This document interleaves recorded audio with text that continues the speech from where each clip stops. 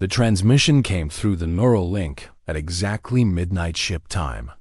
General Marcus Aurelius Varro stood on the observation deck of the warship Invictus, watching the blue planet below. The world was called Haven by its people. 3 million human colonists lived there. They had fled Earth 2 centuries ago to escape the endless wars. Now they wanted nothing but peace. The Emperor's voice filled his mind through the link. It was cold and mechanical.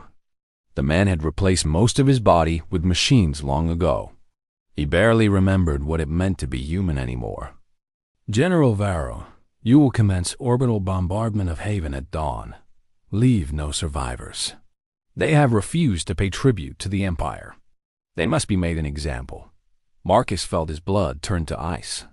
He had served the Terran Empire for 30 years.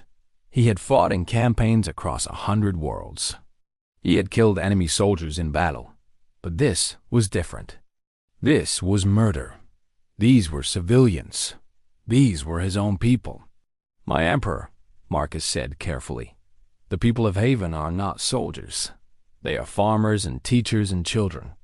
Surely we can find another way. There is no other way, General. My word is law. You will obey or you will die. This is not a request. The link went silent. Marcus stood alone in the darkness, looking at the peaceful world below. The lights of cities twinkled like stars on the night side of the planet. Families were sleeping down there. Children were dreaming of tomorrow. They had no idea that death was coming for them. Marcus walked slowly through the corridors of the Invictus. The ship was massive, nearly 2 kilometers long. It carried 5,000 legionaries and enough weapons to crack a planet in half. Every soldier aboard had sworn an oath to the Emperor. Every soldier would follow orders without question, or would they? He entered the command center. His senior officers stood at attention.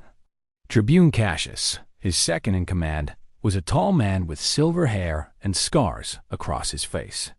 Centurion Prime Julia, the most decorated soldier in the fleet, watched him with sharp eyes. Praetor Chun commanded the ship's weapons systems. These 3 had served with Marcus for 20 years. They were more than officers. They were family. You have received the orders, Marcus said. It was not a question. Cassius nodded slowly. We have, General. And what do you think of these orders? The question hung in the air like poison gas. No one spoke for a long moment. To question the Emperor was treason. To refuse his orders was death. Every person in this room knew that. Julia broke the silence. I think the Emperor has lost his mind.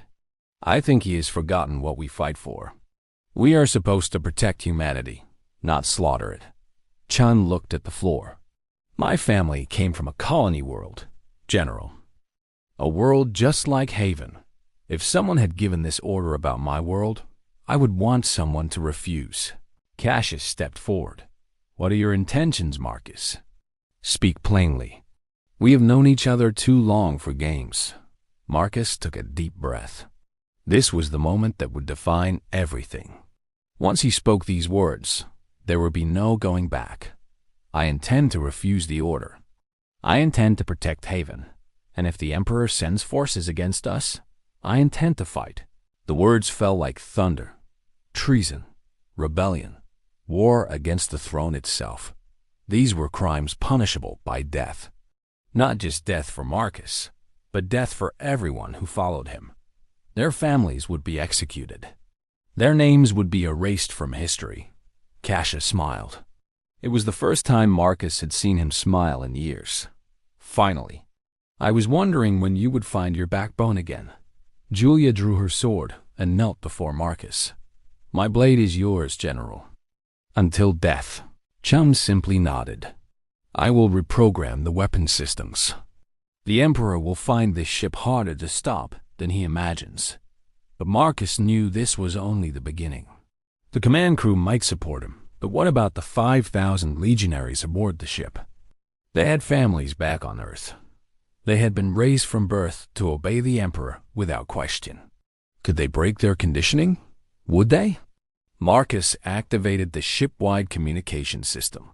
His voice echoed through every corridor, every barracks, every corner of the Invictus.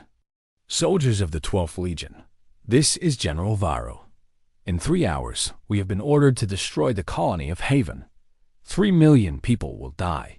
Men, women, and children who have committed no crime except wanting to live in peace.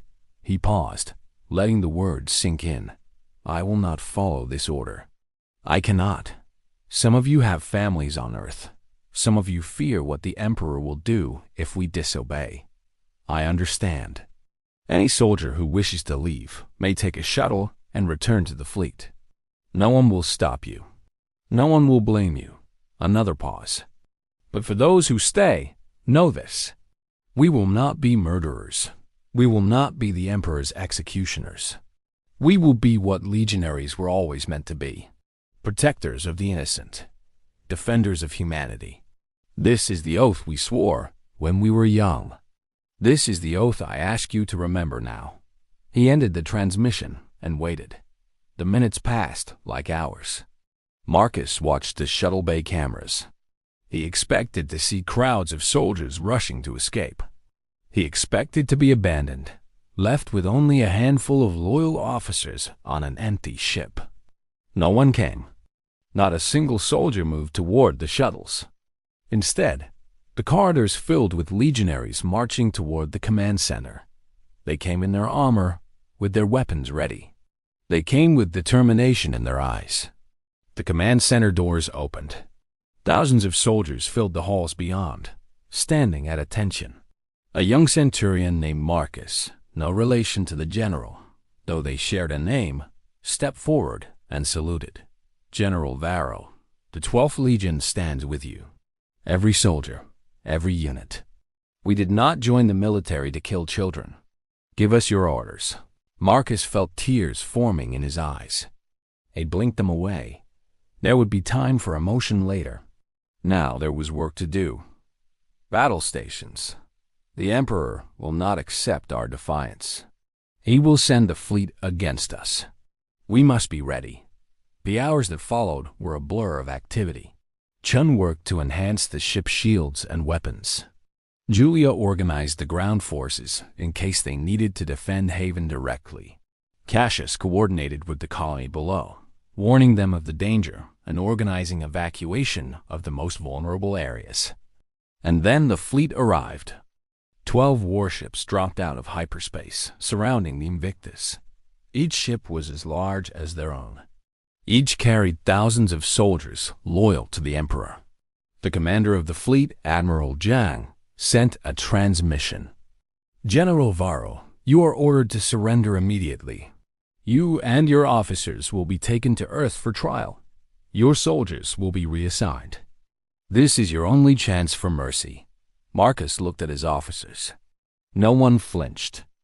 Admiral Zhang, I must decline. We will not surrender. We will not allow the massacre of innocent people. If you wish to stop us, you will have to fight. There was silence on the communication channel. Then Zhang spoke again, his voice heavy with something that might have been respect. So be it, General. May your ancestors forgive you. The battle began. 12 ships against 1. The odds were impossible. The Invictus should have been destroyed in minutes. But Marcus had spent 30 years learning the art of war. He knew tricks that the younger commanders had never seen. He used Haven's moon as a shield, forcing the enemy fleet to split up as they tried to surround him. He launched decoys and false signals, making it seem like there were 3 ships instead of 1. He targeted the enemy weapon systems first, crippling their ability to fire while keeping his own guns operational. For 6 hours, the battle raged. The Invictus took damage. Sections of the ship were destroyed. Hundreds of soldiers died. But for every wound they received, they gave back double. One by one, the enemy ships fell. Not destroyed, but disabled. Marcus had ordered his gunners to spare lives where possible. These were not evil men they fought. They were soldiers following orders, just as Marcus had once followed orders. When it was over, the Invictus stood alone among the drifting hulks of the enemy fleet. They had won. But Marcus knew this was only the beginning. "Send a message to Earth," he told Cassius. "Tell the Emperor what happened here. Tell him that the 12th Legion will protect any world that asks for our help. Tell him that if he sends more ships, he will lose more ships. And tell him that the age of tyranny is ending." The message went out across the galaxy, and something remarkable happened. Other legions began to respond. Officers who had been secretly disgusted by the Emperor's cruelty now had hope. Colonies that had lived in fear now had a protector. Within weeks, the 12th Legion was not alone. The 5th Legion joined them. Then the 21st. Then the 9th. The Emperor raged from his throne on Earth. He sent assassins after Marcus. They never returned. He offered rewards for betrayal. No one collected them. He threatened terrible punishments. No one listened anymore. On Haven, the people built a statue in the central square of their largest city. It showed Marcus Varro standing with his sword raised, protecting a group of children behind him. The inscription read, "He chose honor when obedience was easier." Marcus never saw the statue. He was too busy fighting, too busy protecting, too busy building something new from the ashes of the old empire. Years later, when the war was finally over and the Emperor was nothing but a memory, historians would write about this moment. They would call it the beginning of the Second Republic. They would analyze the tactics and the politics and the economics. But the soldiers who were there remembered something simpler. They remembered a general who looked at an impossible choice and chose to be human. They remembered a legion that decided their oaths to each other mattered more than their oaths to a tyrant. And they remembered that sometimes the bravest thing a soldier can do is refuse to fight. The galaxy was never the same. It was better. Marcus Aurelius Varro lived to be an old man. He retired to Haven eventually, to the world he had saved. He spent his final years teaching young people about honor and duty and the courage to say no. When he died, they buried him with full military honors. Every legion in the new republic sent representatives. Every world he had protected sent flowers. The funeral lasted 3 days. But his true monument was not a grave or a statue. It was the millions of people who were alive because one man decided that some orders should never be followed. It was the free worlds that prospered because one legion chose rebellion over murder.